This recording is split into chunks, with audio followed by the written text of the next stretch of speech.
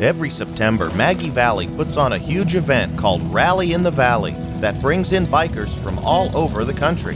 There is hardly a better place you could have a motorcycle event, and the rally has all the ingredients that are sure to eventually make this an event on par with the other great national gatherings. With so many great roads to ride, the Rally in the Valley is the ultimate event for those who like to ride their bike with new friends rather than just sit around and drink. And there are plenty of places to ride to, in, and around the valley. Like the Mountaineer Restaurant just up the road from Maggie Valley on the way to the Parkway.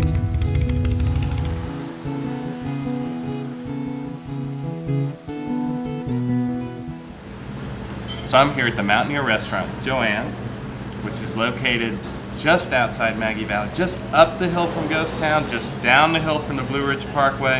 If you're riding a bike, you can't miss it. So tell us a little bit about the Mountaineer Restaurant.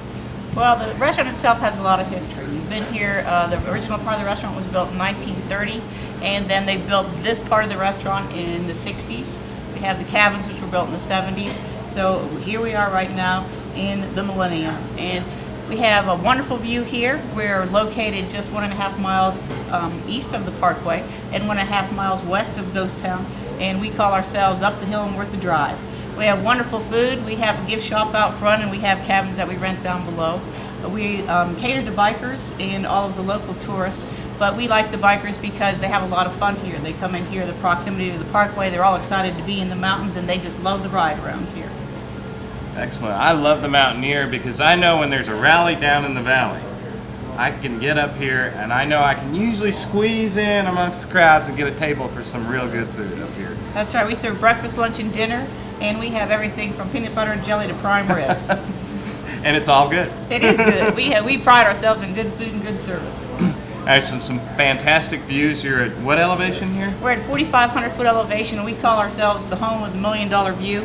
On our tables, you'll find books where people actually write and hear a story about what they would do if they had $1 million. And some of it's pretty interesting reading, I have to tell you. And then, before you get ready to leave, we'll give you $1 million. A lot of it has the local legends pictures on it. We have Popcorn Sutton, who's our local moonshiner. We have the dude who boils peanuts down the bottom of the hill, Ed's Produce, Addie's gift shop right there, and those are my grandchildren right there. They all live here in the restaurant with us, and you'll have sometimes the world's smallest waitress waiting on you. Well, they're worth $1 million right there. That's right. And we're looking forward to working with bikers in the future. We're starting some new programs that's called Take the Ride or Take the Guide. And what you can do is you can come up here, it's kind of like a fishing charter. You can get on the motorcycle and we'll guide you through the mountains and take you on some of the best rides you've ever been in.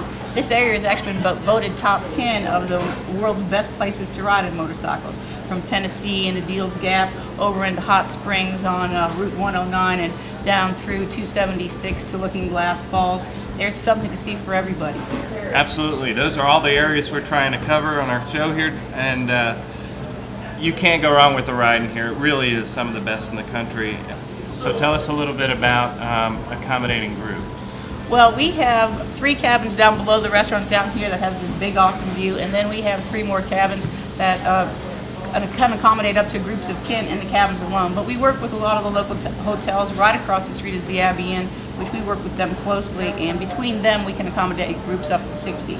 We haven't had one that big yet, but we can accommodate them. We can accommodate a group for a dinner just on the fly. The museum will call us all the time and say, hey, I'm sending you up a group of 30 people from Germany, a group of 30 people from Louisiana. They come from all over the world here, and we're happy to accommodate them. We'll put them in and put them out. We'll have them fed within an hour. Wow. That's the truth. We were over at Looking Glass Falls on 276 yesterday, and there was a group of German bikers, California tags, and these guys, couldn't find one that spoke a lick of English. There must have been 20 or 30 of them, but this area just draws in the bikers from all over the world. It is. It's become an international destination. Couldn't be more welcome anywhere else. I'll tell you, you need to come on up here. We have great hospitality, great service, and we love our waitresses. We actually love our jobs working up here in the mountains. It doesn't get any better than Well, this. it shows, Joanne. Well, I appreciate you taking the time with us and showing us your wonderful establishment. Let's go out and take a look at some of those leaves. All right, come on, let's go. Thanks.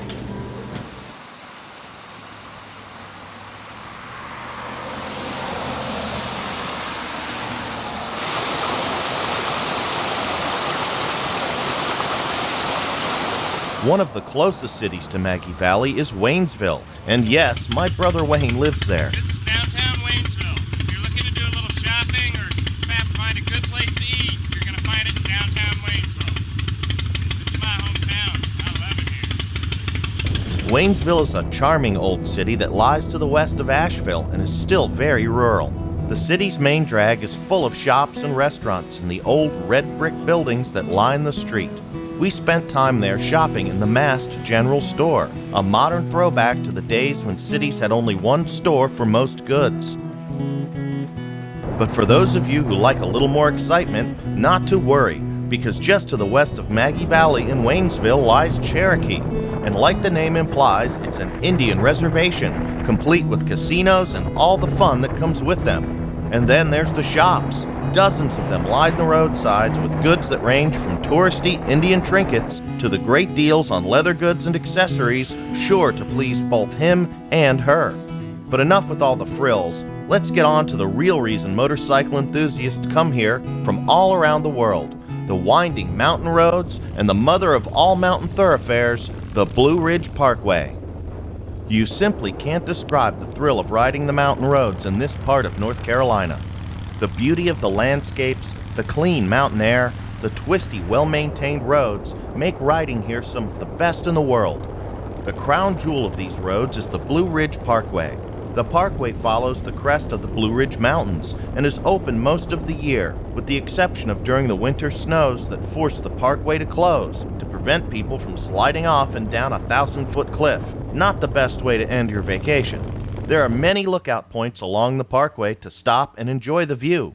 But beware, there are no gas stations, so plan your trip properly to allow for the range of your bike. One of the coolest places to visit or stay during your trip to Maggie Valley is the Pisgah Inn, the only hotel and restaurant on the parkway. Perched on the side of the mountain, the Pisgah Inn features great views, excellent dining, and of course, a gift shop. If you ride a motorcycle, then you must visit Maggie Valley and the surrounding area. The people, the places, and the roads that meander through some of the most rugged and beautiful terrain in the world makes every visit here one you will remember. It's no wonder that so many have sold their homes in the city to settle in this oasis in the mountains. I will never forget the time I have spent here and look forward to visiting the family I have been so lucky to have settle in the area. You have to experience it to appreciate it, and don't blame me when you get here and you don't want to go home. That's it for this episode of America Rides.